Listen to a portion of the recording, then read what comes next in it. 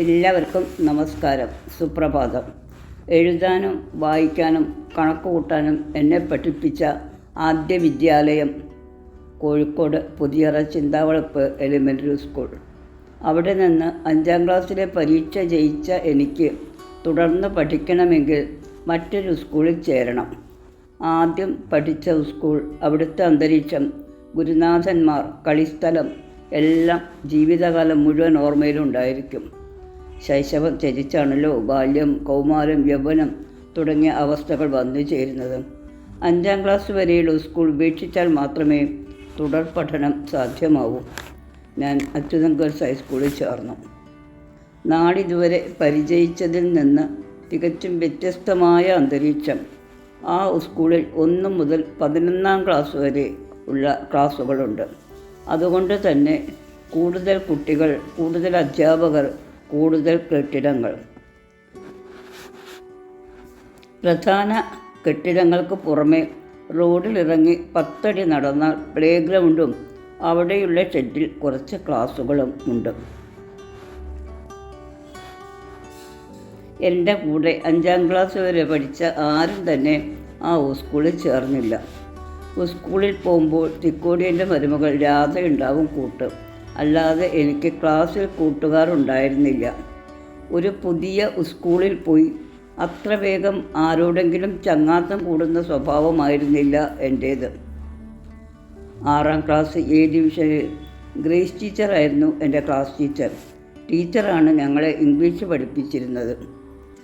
ABCD മുതൽ ഇംഗ്ലീഷിൽ തന്നെ പഠിപ്പിക്കാൻ ടീച്ചർക്ക് അസാമാന്യ വൈഭവമായിരുന്നു. ഗ്രേസ് ടീച്ചർ 6ാം ക്ലാസ്സിൽ പഠിപ്പിച്ച ഇംഗ്ലീഷ് തന്നെയായിരുന്നു എനിക്ക് എന്നും അടിസ്ഥാനം.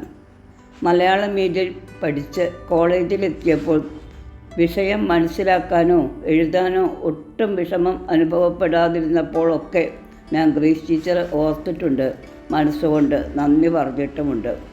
ക്ലാസ് തുടങ്ങി കുറച്ച് ദിവസം കഴിഞ്ഞപ്പോൾ എനിക്കൊരു കൂട്ടുകാരിയെ കിട്ടി, PK കമല. സ്കൂളിൻ്റെ അടുത്തു തന്നെയായിരുന്നു കമലൻ താമസിച്ചിരുന്നത്. വല്ലപ്പോഴും കമലത്തിൻ്റെ കൂടെ വീട്ടിൽ പോകും. പ്രശസ്തനായ ഫോട്ടോഗ്രാഫർ ചന്ദ്രമേനോക്കി കമലത്തിൻ്റെ ബന്ധുവായിരുന്നു. അദ്ദേഹം ഞങ്ങളുടെ ഫോട്ടോകൾ എടുക്കും. ഡോക്ടറാവണം എന്ന ലക്ഷ്യബോധത്തോടെ പഠിച്ച് ഡോക്ടറായ വ്യക്തിയാണ് കമല. 6ാം ക്ലാസ്സിൽ ഹിന്ദിയും ഇംഗ്ലീഷും പുതിയതായി പഠിക്കാനുണ്ട്. ഹിന്ദി ടീച്ചർ ക്ലാസ്സിൽ പുസ്തകം വായിപ്പിക്കുമ്പോൾ 2ാം കൊല്ലവും 3ാം കൊല്ലവും പഠിക്കുന്നവർ വായിക്കും. എനിക്ക് ഹിന്ദി എഴുതാനോ വായിക്കാനോ അറിയില്ല. ഇന്ന് 10ാം ക്ലാസ് ജയിച്ച ഒരു കുട്ടിക്ക് സ്വന്തം പേര് തെറ്റാതെ എഴുതാൻ കഴിയില്ല എന്ന ദുഃഖസത്യം വിദ്യാഭ്യാസ വിചക്ഷണരും സാമൂഹ്യ പരിഷ്കർത്താക്കളും ഘോരഘോരം ചർച്ച ചെയ്യുമ്പോൾ ഒരു കാര്യം തീർച്ചയാണ്. ഞാൻ പഠിച്ച കാലത്ത് ഇതല്ലായിരുന്നു അവസ്ഥ. ശരിയായ നിലവാരം ഇല്ലാത്ത കുട്ടികളെ ഓരോ ക്ലാസ്സിലും തോൽപ്പിച്ചിരുന്നു. പലരും 2ാം കൊല്ലവും 3ാം കൊല്ലവും ഒരേ ക്ലാസ്സിൽ പഠിച്ചിട്ടാണ് പരീക്ഷ എഴുതുന്നത്, ക്ലാസ് കയറ്റം വാങ്ങുന്നത്. അപ്പോഴേക്കും ഒന്നുകൂടി ഉറക്കും എന്നുള്ളത് കൊണ്ട് തന്നെ അതൊരു വലിയ അപരാധമായി ആരും കണ്ടിരുന്നില്ല. പലരും 10ാം ക്ലാസ് കഴിയുന്നതോടെ പഠിപ്പ് നിർത്തും. ചിലർ ജോലിക്ക് ശ്രമിക്കും. അല്ലാതെ വട്ടപൂജ്യം വാരിക്കൂട്ടിയ അമ്മിണി മോളും പാസ്സായി എന്ന അവസ്ഥ ഉണ്ടായിരുന്നില്ല. എനിക്ക് ഹിന്ദി എഴുതാനോ വായിക്കാനോ അറിയില്ല. കാക്കൊല്ല പരീക്ഷ കഴിഞ്ഞു. മറ്റെല്ലാ വിഷയങ്ങൾക്കും ക്ലാസ്സിൽ 1-2 സ്ഥാനത്ത് നിന്നെങ്കിലും ഹിന്ദിയിൽ 100-ൽ 50 മാർക്കാണ് കിട്ടിയത്. അതുതന്നെ എങ്ങനെ കിട്ടി എന്നെനിക്കറിയില്ല. 5ാം ക്ലാസ് വരെ എല്ലാ വിഷയങ്ങൾക്കും 100-ഓ 1-2 മാർക്ക് കുറവോ ആയി ലഭിച്ചിരുന്ന എനിക്ക് 6ാം ക്ലാസ്സിൽ പുതിയ സ്കൂളിൽ ചേർന്നപ്പോൾ ആദ്യ പരീക്ഷയ്ക്ക് കിട്ടിയ 50 മാർക്ക് കനത്ത തിരിച്ചടിയായിരുന്നു. വീട്ടിൽ മാർക്ക് പറഞ്ഞപ്പോൾ അമ്മയ്ക്കത് തികച്ചും അവിശ്വസനീയമായിരുന്നു. ഇനി ഞാൻ ജീവിച്ചിരുന്നിട്ട് കാര്യമില്ലെന്നും ആത്മഹത്യ മാത്രമാണ് ഒരു പോംവഴിയെന്നും ഞാൻ ചിന്തിച്ചുറപ്പിച്ചു. പക്ഷേ എങ്ങനെ?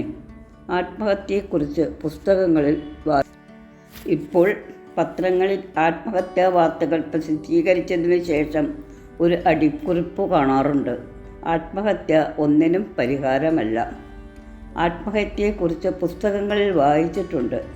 പക്ഷേ അതെങ്ങനെ സാധിച്ചെടുക്കും?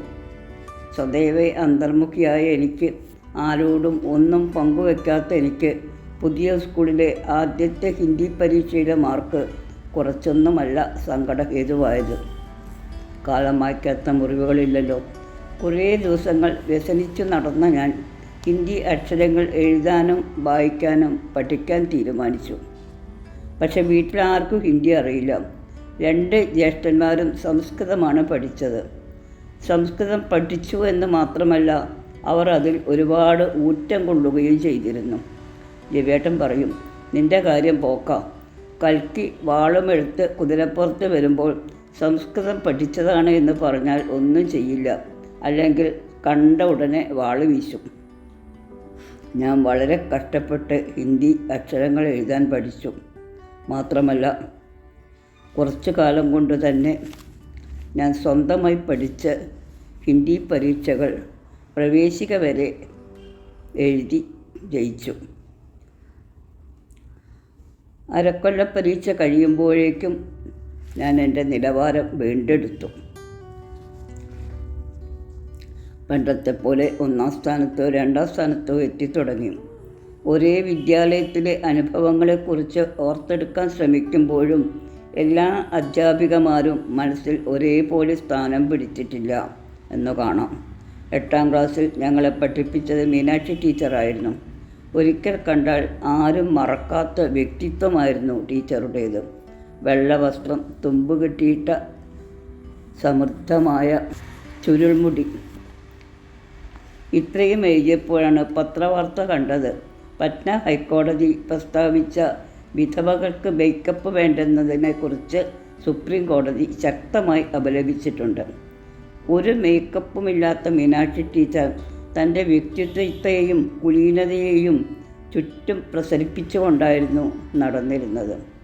പേര് കൊണ്ട് സൂചിപ്പിച്ചതുപോലെ അതൊരു ഗേൾസ് ഹൈസ്കൂൾ തന്നെയായിരുന്നു. അതിൻ്റേതായ നേട്ടങ്ങളും കോട്ടങ്ങളും അവിടെയുണ്ടായിരുന്നു. സ്കൂളിൽ ആകെയുണ്ടായിരുന്നത് ഒരേ ഒരു അധ്യാപകനാണ്, മലയാളം മുൻഷി. വരാന്തയുടെ ഒരറ്റത്തുണ്ടായിരുന്ന വെളിച്ചം കടക്കാത്ത ലൈബ്രറിയിലായിരുന്നു മുൻഷി സദാസമയവും കഴിച്ചു കൂട്ടിയത്. 8ാം ക്ലാസ്സിൽ മലയാളം പഠിപ്പിച്ചിരുന്ന ദേവകി ടീച്ചറെയും ഞാൻ നന്ദിപൂർവ്വം സ്മരിക്കുന്നു. മലയാളം ടെക്സ്റ്റ് ബുക്ക് പഠിക്കാനുണ്ടായിരുന്ന പാഠഭാഗം മാത്രം പഠിപ്പിച്ചതുകൊണ്ട് ടീച്ചർ തൃപ്തയായിരുന്നില്ല. മലയാളത്തിൽ മുള്ളുവാക്ക് എന്നൊരു പാഠമുണ്ടായിരുന്നു. രാമായണത്തിൽ സീത മുള്ളുവാക്ക് പറഞ്ഞ ഒരേയൊരു സന്ദർഭവും സീത പറഞ്ഞ മുള്ളുവാക്കുകളും ടീച്ചർ രാമായണത്തിൽ നിന്ന് ചൊല്ലി വിവരിച്ചു തന്നു. ഞാൻ വീട്ടിൽ വന്ന് രാമായണത്തിൽ നിന്ന് സീത പറഞ്ഞത് എഴുതിയെടുത്ത് പഠിച്ചു. ജാനകി അത് കേട്ട് കണ്ണുനീര് തൂകി തൂകി ലക്ഷ്മണൻ നോക്കി. രക്ഷോജാതിയിലത്രേ നീയുണ്ടായത് നൂനം എന്നതൊക്കെ പഠിപ്പിക്കാൻ ഒരു സർഗധനയായ ഭാഷാസ്നേഹിയായ ടീച്ചർക്ക് മാത്രമേ സാധിക്കൂ. ഓരോ മാസവും ക്ലാസ് പരീക്ഷയുണ്ടാവും. എല്ലാ വിഷയത്തിലും 60-ലധികം മാർക്ക് വാങ്ങിയവരുടെ പേരുകൾ ഓഫീസ് റൂമിൻ്റെ മുമ്പിൽ തൂക്കുന്ന മനോഹരമായ ചിത്രപ്പണികൾ ചെയ്ത ബോർഡ് ഓഫ് ഓണറിൽ പ്രദർശിപ്പിക്കും. 8ാം ക്ലാസ്സിൽ വെച്ച് കമലം, ഊർമിളാദേവി, ഞാൻ അങ്ങനെ 3 ആളുടെ പേര് ഓരോ പരീക്ഷ കഴിയുമ്പോഴും ബോർഡ് ഓഫ് ഓണറിൽ സ്ഥലം പിടിക്കും. എല്ലാ പരീക്ഷയിലും ഞങ്ങൾ 1-2 മാർക്ക് വ്യത്യാസത്തിൽ 1, 2, 3 സ്ഥാനങ്ങൾ നേടി ഫസ്റ്റ് ബെഞ്ചിൽ തന്നെ മാറി മാറിയിരിക്കും. ഉത്തരക്കടലാസ് കിട്ടിയാൽ മാർക്ക് നോക്കുന്നതിലെ വ്യഗ്രത ജീവിതത്തിൽ മറ്റൊരു കാര്യത്തിലും ഞങ്ങൾ കാണിച്ചിട്ടുണ്ടാവില്ല. പക്ഷേ ഇപ്പോൾ എനിക്ക് തോന്നുന്നു, ക്ലാസ്സിൽ മോശം മാർക്ക് വാങ്ങി അവസാനം എത്തുന്ന കുട്ടികളെയാണ് ഫസ്റ്റ് ബെഞ്ചിലിരുത്തി ടീച്ചർ കൂടുതലായി ശ്രദ്ധിക്കേണ്ടത്. ഒഴിവ് സമയത്ത് പാഠ്യവിഷയങ്ങളെക്കുറിച്ച് ചർച്ച ചെയ്യുന്നതിനൊപ്പം ഞങ്ങളൊരു പുതിയ വിഷയത്തെക്കുറിച്ച് ചർച്ച ചെയ്യാൻ തുടങ്ങി.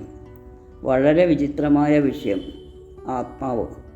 ഉച്ചയ്ക്ക് തന്നെ ഇടവേളയിൽ ഓടിപ്പോയി ഊണ് കഴിച്ചു എന്ന് വരുത്തി തിരിച്ചു വന്ന് ചിലപ്പോൾ ക്ലാസ് റൂമിൽ വെച്ച് തന്നെ, മറ്റു ചിലപ്പോൾ പ്ലേ ഗ്രൗണ്ടിൻ്റെ പടിമേലിരുന്ന് ആത്മാവിനെ കണ്ടെത്താൻ ശ്രമിച്ചു.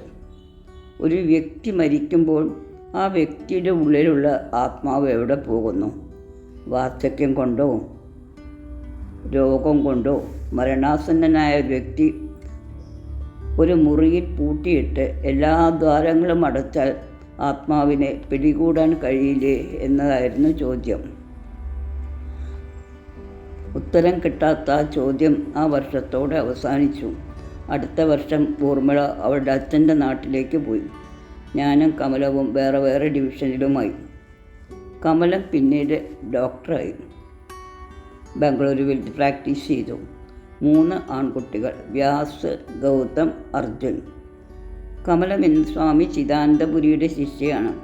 അദ്വൈതാശ്രമത്തിന് വേണ്ടി മട്ടന്നൂരുള്ള വീടും വളപ്പും ദാനമായി കൊടുത്ത് മുഴുവൻ സമയവും ഭഗവത്ഗീതയും ഭാഗവതവും പഠിക്കുകയും പഠിപ്പിക്കുകയും ചെയ്യുന്നു.